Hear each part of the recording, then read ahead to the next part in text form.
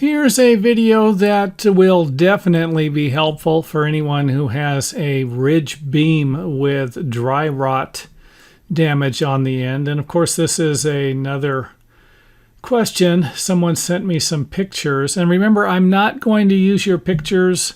Even if you give me permission to use your pictures, I'm not going to use them because of copyright problems I could foresee in the future. I actually had somebody send me a couple of pictures of a project that they were having problems with, and then later on found these pictures on someone else's website. So trust me, I won't be using your pictures, but I do have some of my own I will throw in here to give you an idea what type of damage you're dealing with. But if you have a ridge beam that is supporting the roof, you might have a vaulted ceiling underneath or even a wall stacked on top of it.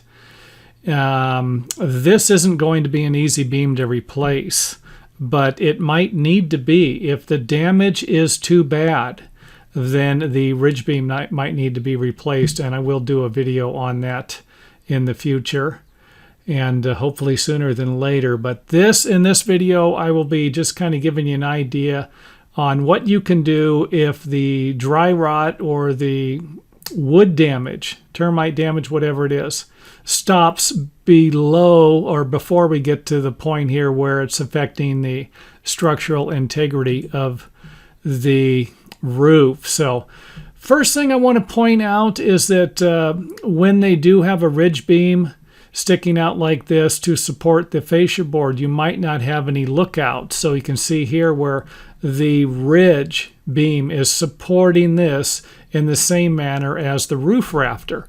But on this side here, we have some 2x4 lookouts that are notched into the roof, and these are helping to support the rafter. So if you have a situation like this, you might be able to just cut the ridge beam off and you won't need any additional support. I'm using the word might there. But if you have a situation like this, you're going to have to replace this somehow and provide some support for the fascia board. Now, before we cut the ridge beam, you will need to support everything that needs to be supported. And in this case right here, we might need to support the roof or the fascia board, barge rafters, fascia board or barge rafters. And this can be done in a couple of ways here. We're using I doubled up some 2x4s, set them on top of a block. But you might actually need to build a wall underneath the fascia board. You might need to put a couple of these at different intervals depending upon how far out the fascia board is protruding past the roof. Now, to give you an idea, if you have composition roof shingles or maybe wood roof shingles and a 1-foot overhang, something like this should do just fine. But if you have anything like tile, something heavy sitting on top of this, and the rafter or the fascia board is sticking out a little farther than a foot, maybe, past the edge of the wall, then you might need to build a wall underneath here, maybe 2-foot on center wall stud, something to support this until you have made the necessary modifications or repairs.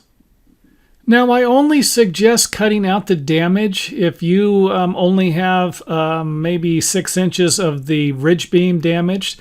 Just cut the 6 inches out of it. And you could always make a couple of cuts. You know, if you think that the damage is right around here, but you're not sure, maybe make a cut a little further on this side. And if you're cutting and you start to see damage, go back another 3 or 4 inches. And then cut until you get some solid wood here. But you don't need to just take and whack this thing off all the way back if you don't have to. So this will give you an idea here. Let's just say you cut this back to here. And the reason why I'm saying that is I like to have a little more wood sticking out here in a situation like this. An engineer is going to allow you to cut it here most of the time. But for this particular repair, I just don't think it's necessary. Just cut the damaged part and then replace that piece with the supports underneath it, like you'll see in a few minutes here. However, for our particular repair here, I will assume that the entire thing is rotted off, and I'm just kind of basing this off of what I saw in the picture that the individual sent me. And as the dry rot looks pretty bad, so if you do have to cut the entire section off, it would look something like this. Now here's the first suggested repair. That would just be to cut a beam, section of a beam, maybe a 2-foot or whatever you need, and then put some type of a support post or support bracket at a 45-degree angle. And then of course you can use building hardware, and you can use a combination of the suggestions in this video. You know, if you can put some type of a hardware or a strap at the bottom, knock yourself out. A strap and some blocks around here, go for it. These are just suggestions here. Another suggestion would be to move the support brace back a little bit.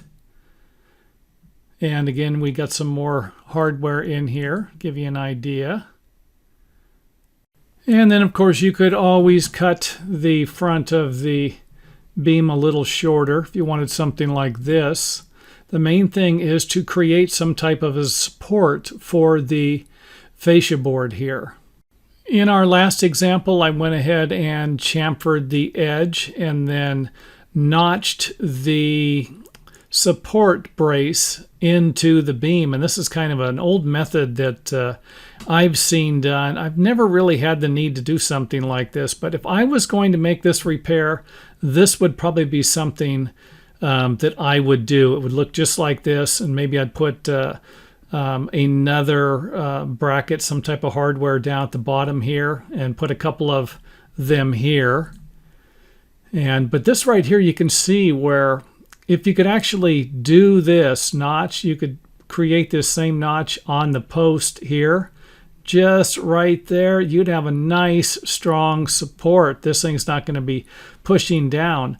This could actually push down if these brackets and the nails attaching it to the post and the framing here was to move a little bit, but I don't think we're dealing with a lot of weight here. But again, that could be an issue if you have a longer overhang and you have heavier materials on the roof.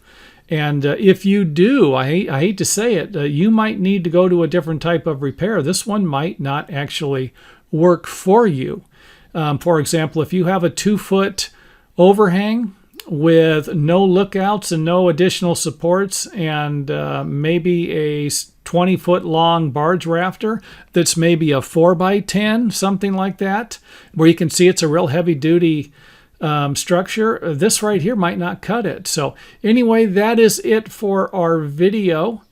And if you like it, hit the old thumbs up button.